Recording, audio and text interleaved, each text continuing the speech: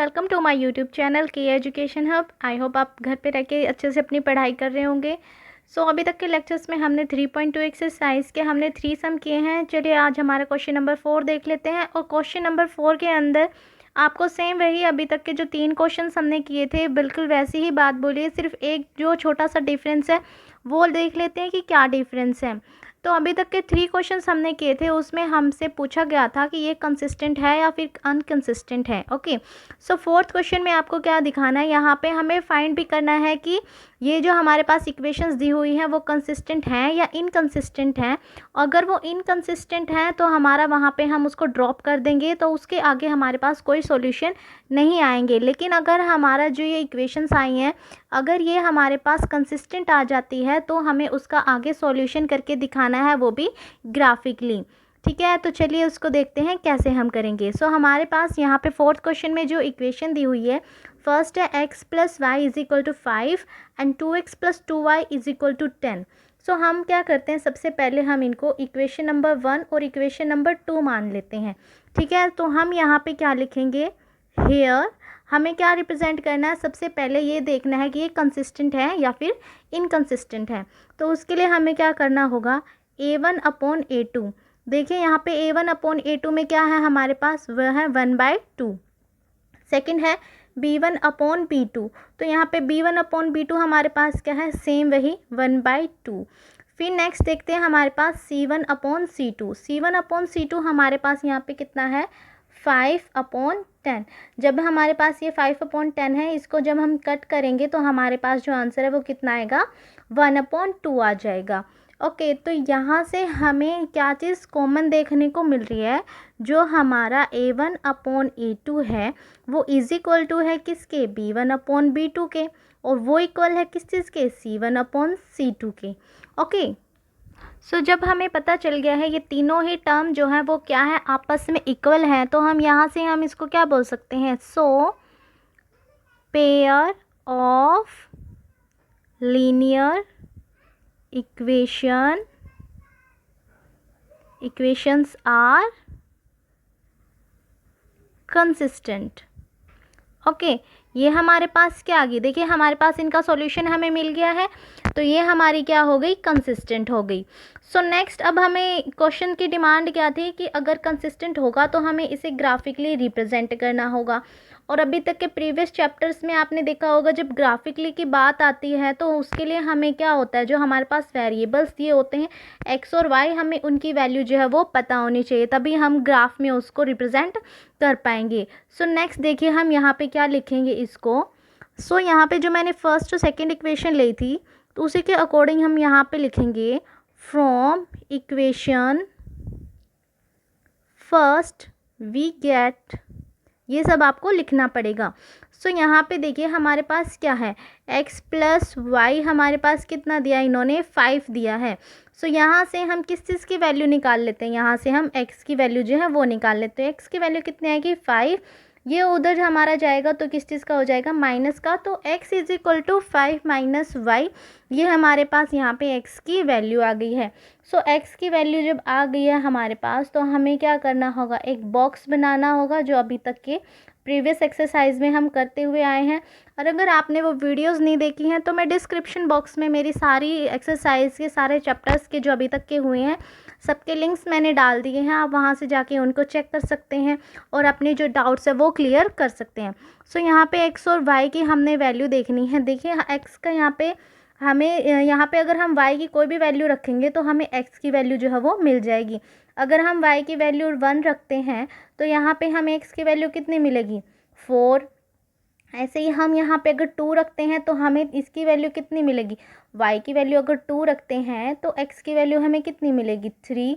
और इसी तरीके से अगर हम यहाँ पे y की वैल्यू 3 रखते हैं तो हमारे पास x की वैल्यू कितनी मिलेगी, हमें 2। यहाँ से हमें क्या मिल गई, x की वैल्यू मिल गई है, y की वैल्यू मिल गई है। लेकिन सिर्फ एक इक्वेशन के पता होने से हम ग्राफ रिप्रेजेंट थोड़ी ना कर सकते हैं। अब हमें क्या करना होगा, फ्रॉम इक्वेशन, जैसे हमने फर्स्ट इक्वेशन के साथ किया था वैसे ही हमने सेकंड इक्वेशन के साथ करना है। ओके, हमारे पास यहाँ पे सेकंड इक्वेशन कितनी है, 2x plus 2y is equal to 10।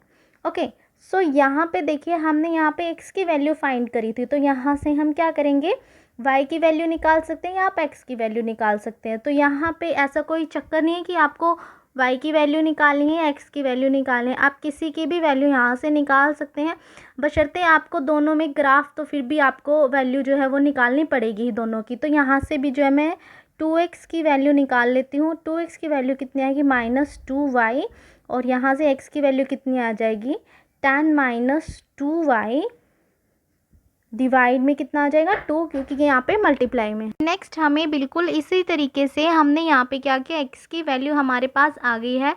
x की वैल्यू आने के बाद हमने क्या करना है, अब इसके भी हमने वैल्यूज़ जो है वो फाइंड करनी है। तो चलिए इसकी जो है वैल्यूज़ वो भी फाइंड कर लेते हैं, हमारे पास क्या आएंगी। सो यहाँ पे एज़ यूजुअल x और y हम रखेंगे।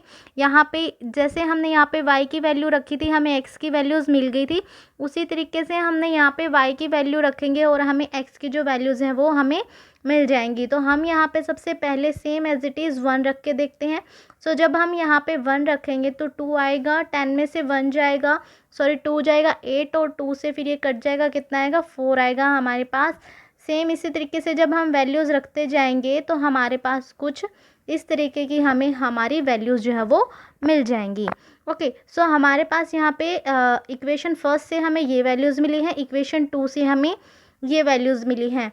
अब जैसा कि आपको पता है ग्राफ कैसे रिप्रेजेंट करने हैं, आपको ग्राफ कुछ इस तरीके से बनाना है। जो मैंने प्रीवियस आपकी एक्सरसाइज है उनमें मैंने अच्छे से एक्सप्लेन किया है, आप वहाँ से उसको देख के कि ग्राफ कैसे हम बनाते हैं, कैसे ग्राफ को क्रिएट किया जाता है दो इक्वेशंस की हेल्प से, वो आप हमारे पिछले वीडियो से जाके देखेंगे और लिंक मैंने डिस्क्रिप्शन बॉक्स में डाल दिया है, वहाँ से उनको देख सकते हैं, आपको अच्छे से समझ में आ जाएगा। यहाँ पे हमारी 0 होती है, ये हमारा x होता है, y ये x डैश होता है, ये y डैश होता है। हमारे पास इस वाली टर्म हमारी सारी माइनस में आएंगी और ये नीचे वाली हमारी सारी माइनस में आएंगी, ये प्लस में होती हैं दोनों ही इक्वेशन। मैंने इसके बारे में अच्छे से एक्सप्लेन किया है, तो मैं आपको रिकमेंड करूँगी आप पहले पीछे वाली जो एक्सरसाइज के चैप्टर्स हैं वो करें, तो आपको ग्राफ बनाना बहुत अच्छे तरीके से आ जाएगा। सो आपके पास ये आ गई हैं दो इक्वेशंस, आपने बस यहाँ पे वैल्यू पुट करनी है और अपना ग्राफ जो है वो क्रिएट करना है। सो हमें यहाँ से क्या पता चला, हमारा जो सॉल्यूशन है वो क्या है, कंसिस्टेंट है। अगर कंसिस्टेंट आता है तो आपको जो है पूरा सॉल्यूशन जो है वो कुछ इस तरीके से आपको पूरा ही करके दिखाना पड़ेगा, ठीक है। सो नेक्स्ट जो हमारा क्वेश्चन है, हाँ जी देखिए सेकंड क्वेश्चन जो है आपका फोर्थ क्वेश्चन का हमारा सेकंड पार्ट है। इसमें आपके सामने जो इक्वेशन दी है इन्होंने वो है x minus y is equal to 8 and 3x minus 3y is equal to 16। जैसे हमने पीछे किया था, हम इसको इक्वेशन 1 मान लेंगे और इसको इक्वेशन हम 2 मान लेंगे। और यहाँ पे हमें सबसे पहले फाइंड क्या करना है कि हमारे पास जो दो इक्वेशन दी है वो कंसिस्टेंट है या फिर इनकंसिस्टेंट है, तभी हम जो है क्वेश्चन को आगे प्रोसीड करेंगे। सो यहाँ पे हमें कंसिस्टेंट और इनकंसिस्टेंट देखने के लिए a/a2 देखना पड़ेगा। वो हमारे पास कितना है, 1/3। b1/b2 हमारे पास कितना दिया इन्होंने, -1 और -3, -1/-1/3। सो यहाँ पे हमारा c1/c2 भी देख लेते हैं कितना है, वो हमारे पास है 8/16, ठीक है। तो यहाँ पे देखिए हमारा माइनस से माइनस कैंसिल हो जाएगा, 8 1 जा 8, 8 2 जा 16, तो 1/2 आ जाएगा। सो हमारे पास हम क्या कह सकते हैं कि जो a1/a2 है वो किसके इक्वल है, हमारे b1/b2 के। ओके, 1/3 है, ये भी 1/3 है, लेकिन हमारे पास क्या आ गया, जो c1/c2 है, c1/c2 है, क्या वो 1/3 है हमारा, नहीं, वो क्या है 1/2।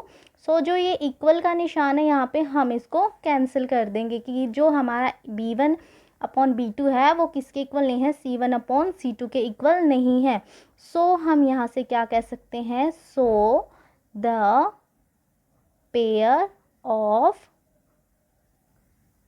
Linear equation are inconsistent.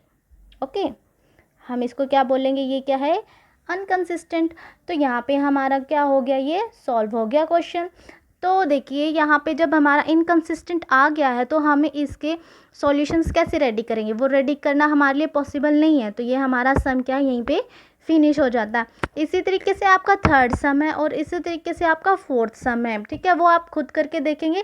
ऐसे ही आपको उनके सॉल्यूशंस फाइंड करने हैं। कंसिस्टेंट आ जाए तो उसमें आपको एक्स और वाई की वैल्यू निकालनी है और ग्राफ क्रिएट करना है, और अगर इनकंसिस्टेंट आ जाए तो आपको वहीं पे उस सम को ड्रॉप कर देना है। ओके, सो ये आपका यहाँ पे हो गया फोर्थ क्वेश्चन।